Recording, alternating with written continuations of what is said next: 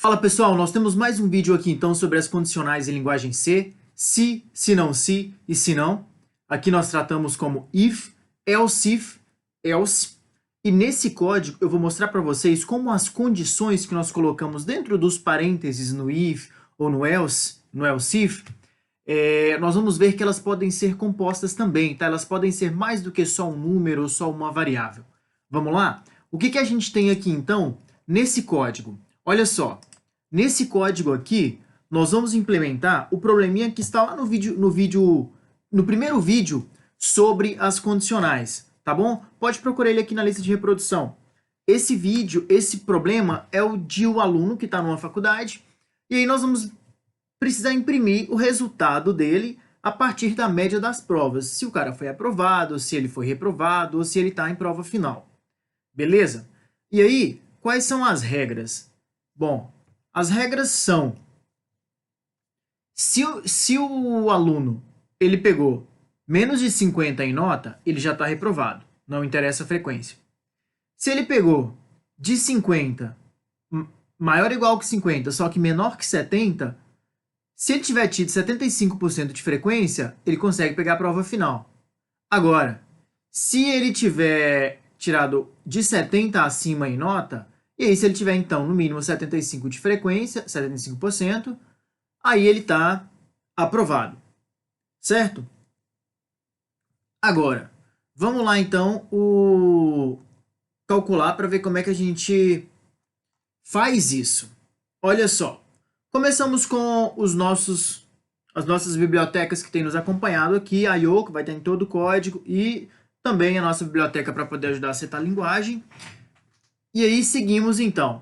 Olha só, perceba que aqui na linha 12 da nossa função principal, declarei a função principal na 7, setei a localidade aqui para trabalhar com nossos caracteres especiais na 9, e na 12 eu declarei algumas variáveis do tipo float. Por quê? Porque nós vamos trabalhar com ponto flutuante. Então nós temos aí 3 variáveis para receber notas de provas, que serão 3 provas, nota da prova 1, nota da prova 2 e nota da prova 3. Uma variável que vai dar a nota total do semestre, uma variável que, se precisar, valor de prova final, da média final e outra para a frequência do aluno. E mais uma variável que está aqui, mas nós não vamos utilizar, então eu vou apagar essa variável. Perfeito.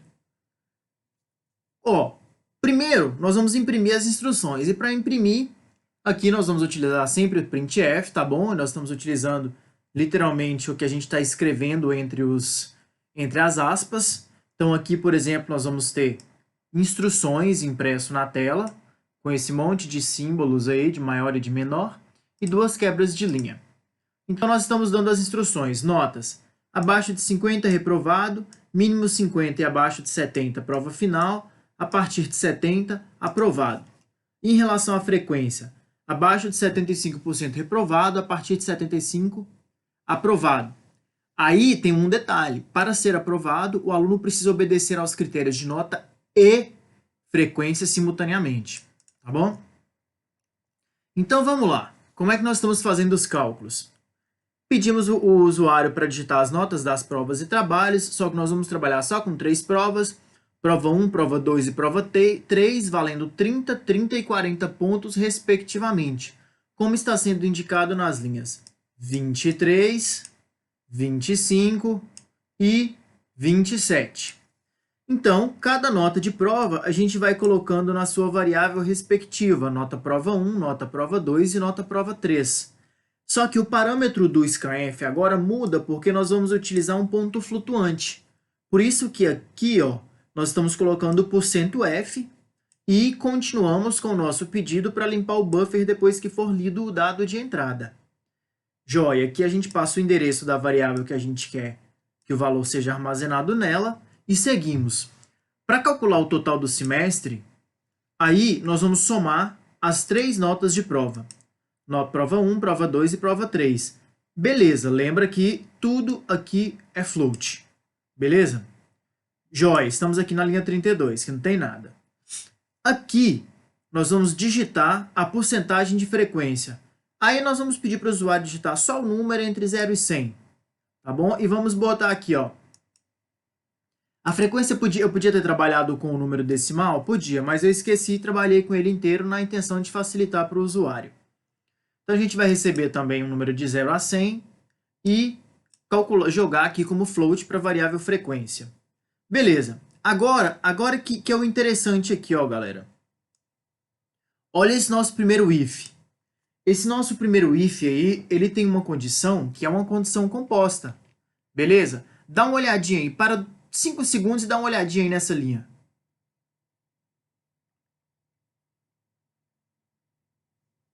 Então, olha só. Nós precisamos ver aí que tem a primeira condição, certo? Que é se frequência menor que 75. Aí nós temos essas duas barras. Ou, e aqui outra condição entre parênteses, ó. Se a frequência for menor que 75 ou a frequência for maior ou igual a 75 e a nota total do semestre for menor que 50, então nós estamos indo aqui por situações. Nosso primeiro if, a gente já vai verificar que o cara está reprovado por frequência, certo? Aí, se não, ele tem frequência maior ou então está reprovado por nota. Perceba que aqui a minha intenção é ajudar vocês a utilizarem os caracteres lógicos e relacionais. Nós colocamos aqui entre parênteses cada condição para garantir que nós não vamos errar nas regras de precedência. E aqui o que nós temos de regra? Vamos pensar na regra antes de escrever o código. A regra é, se o cara tem menos que 75% de frequência, ou então ele tem frequência, mas não tem nota, que é abaixo de 50, ele está reprovado. Ótimo, então a gente já vai imprimir para ele aqui reprovado se ele tem a frequência menor que 75 ou, olha o parênteses aqui de novo, a frequência maior, só que com a nota menor. E como é que a gente joga essa condição só que na verdade é um e, é uma operação e porque tem que estar ocorrendo simultaneamente. Se a frequência for maior ou igual a 75 e a nota total do semestre for menor que 50, ele também está reprovado. Perceba que então aqui, pessoal, nada mais é do que nós trabalharmos com os operadores lógico-relacionais, obedecendo às regras da tabela verdade, de cada uma daquelas portas lógicas, certo? Então, se, ó, ou esta, ou esta, ou esta, se qualquer uma delas estiver válida, que é de fato a tabela verdade da ou, ele já vai entender isso como verdadeiro e vai imprimir essa mensagem, certo?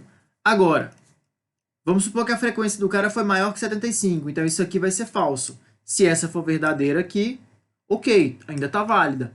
Agora, como é que isso aí vai ser verdadeiro? Perceba que aqui a gente tem uma AND, ó. Então, isso aqui quer dizer que tanto a frequência tem que ser maior ou igual a 75, como o total semestre tem que ser menor que 50. Entenderam? Joia. E aí, se isso não acontecer, então, agora nós temos alguns casos para quando a frequência é maior que 75. Só que aí a estrutura ela vai seguindo bem parecida. Tá vendo? Igual nesse caso aqui, ó. Se não, se. Perceba que eu fechei o bloco do if aqui, estou abrindo agora um bloco do se não, se. E ele, ó, tem esse parênteses que é fechado aqui. Então, nós temos essas duas condições. Primeira e segunda.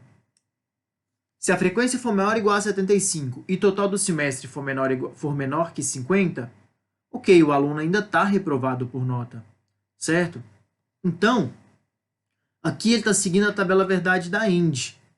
Por quê? Porque eu só tenho essa lógica AND aqui. Percebe? Então, eu estou entrando com essas duas variáveis lógicas que estão vindo cada uma de uma expressão. Essa expressão gera uma variável lógica. Essa expressão gera uma variável lógica. Nós vamos pegar essas duas, o resultado das duas, e lembrar das portas lógicas, das funções lógicas AND e OR, E e OR. Nesse caso aqui eu tenho uma E. Frequência deu maior que 75? 1. Beleza. E. Total deu menor que 50? Deu. Ah, não, então tem jeito. 1 e 1, 1. Entra nesse Alcif aí. Reprovado. Entenderam? Isso que a gente pensa da condição dar certo ou da condição dar errado nós estamos analisando as funções lógicas, certinho? E assim, ó, vocês podem continuar analisando o código. Esse código eu vou deixar para vocês analisarem aqui. Print, prova final. Só o que eu vou explicar para vocês é que a média do cara é uma média ponderada, tá bom? 2 vezes a nota da prova final, se ele tiver ido para a prova final, mais o total do semestre dividido por 3, ou seja, a prova final do cara tem peso 2. Só isso. E aí, a gente continua com as condicionais aqui, então, para procurar, ó, if aqui, tá fechando aqui, e onde é que esse if tá fechando? Aqui, ó, tá fechando esse if, esse else if aqui, ó, certo?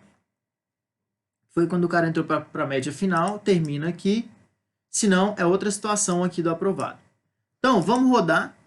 Aí, perfeito, joia, vamos rodar. Foi. Então, vamos ver se a gente consegue rodar. Beleza, olha só. Rodou. Rodou. Tá aqui o menu, menuzinho de nota, tá o menuzinho de frequência. Vamos digitar então, digita a nota das provas. Vamos colocar aqui, da primeira prova de 20, o cara tirou... De 30, o cara tirou 20. Segunda prova, o cara tirou 18. Terceira prova valendo 40, o cara tirou 22. Digita a porcentagem de frequência entre 0 e 100. Ok, 78%. O cara foi para a prova final. A nota foi 60, com frequência suficiente, ele foi para a prova final. Qual a nota dele de prova final, então? Vamos ver aí. Vamos supor que foi 85. Ó, nota final do aluno, 77. Essa nota final tá vindo de... Aqui, da linha 48. 77. E aí, ele entrou num outro if, que foi esse if aqui, ó, que está dentro dessa condição do else if. Beleza? Isso aqui é interessante porque a gente tem if, else if, e aqui dentro a gente pode botar outro if, que foi o id da média da prova final. Certo? Então, esse aí ainda está dentro desse else if. Certinho? Nós estamos trabalhando com essa estrutura de composição. E aí vocês podem, então... Deu certo?